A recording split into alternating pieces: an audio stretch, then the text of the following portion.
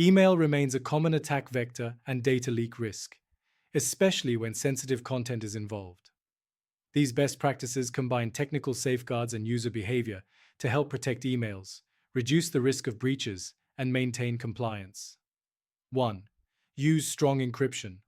Apply end-to-end encryption to protect sensitive email content and attachments. 2. Enable multi-factor authentication.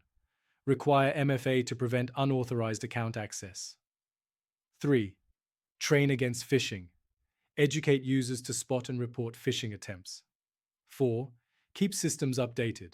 Patch email clients, servers, and security tools regularly. 5. Share files securely. Send large or sensitive attachments via secure file sharing platforms. 6. Implement data loss prevention. Use tools that detect and block risky outbound emails. 7.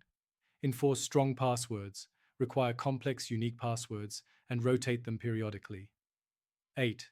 Restrict access. Limit access to sensitive email content on a need-to-know basis. 9. Backup email data. Maintain secure backups to ensure availability in case of incident. To learn more about sending sensitive emails securely, please visit kiteworks.com.